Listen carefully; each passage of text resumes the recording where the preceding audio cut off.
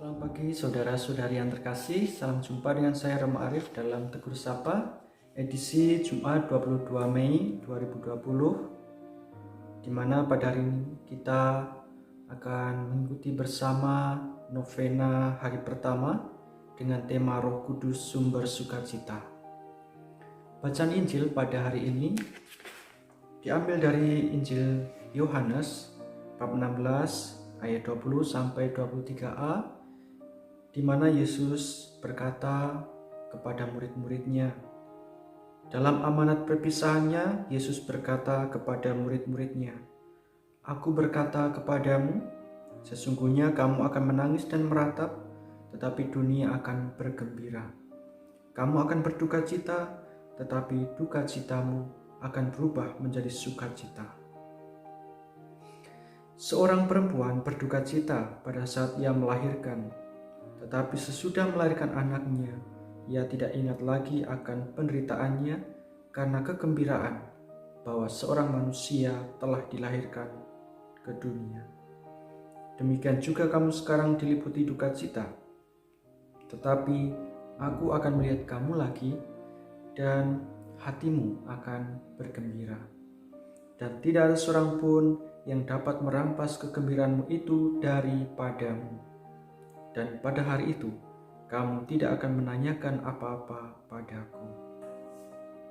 Saudara-saudari yang terkasih, sebagai para pengikut Yesus, kita orang-orang yang percaya kepada Yesus, tentu juga kita adalah orang-orang yang memiliki harapan.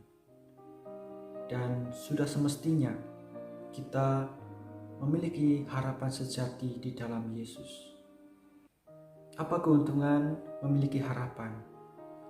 Harapan adalah anugerah Allah yang diberikan agar kita memiliki suatu sikap di mana kita sungguh-sungguh menjalankan segala rencana hidup kita di dalam karya Allah. Orang yang berpengharapan biasanya dia memiliki konsistensi, kesetiaan, karena apa yang dia hadapi saat ini, semuanya itu memiliki makna di dalam hidupnya. Orang yang melihat bahwa di dalam perbuatan dan tindakannya ada makna, tentu dia akan melihat semuanya itu dalam kacamata iman. Bahwa apa yang saya lakukan ini, meskipun kecil dan sederhana, perbuatan yang baik yang kita lakukan itu ada maknanya, bahwa di dalam Tuhan semua hal itu diperhitungkan, sehingga kita dalam setiap tindakan, perkataan dan perbuatan baik kita itu semua mendapat berkat dari Tuhan. Saudara-saudari yang terkasih, orang yang berpengharapan juga senantiasa mengambil kekuatan dari Tuhan.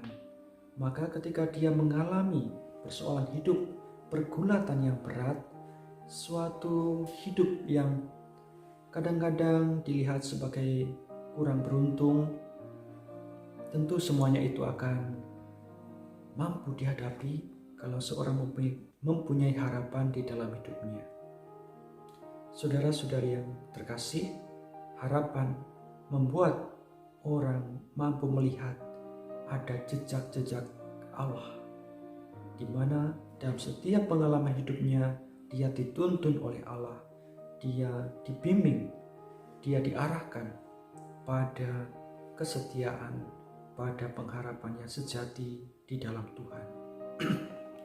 Saudara-saudari yang terkasih, dalam novena Roh Kudus kita semua juga diajak untuk menyadari bahwa pengharapan itu juga terjadi di dalam penyertaan Roh Kudus yang Allah sediakan untuk kita. Orang yang dipimpin oleh Roh Kudus adalah dia yang membuka hati bagi rencana-rencana Allah, karya-karya Allah yang akan ia lakukan sepanjang hari dan sepanjang hidupnya.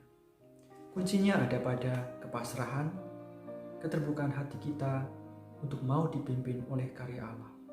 Semoga pada hari ini kita mau dipimpin oleh Allah di dalam hidup kita masing-masing. Apapun profesi, pekerjaan, dan juga seluruh usaha kita, mari kita lakukan di dalam harapan yang Allah berikan kepada kita. Tuhan memberkati.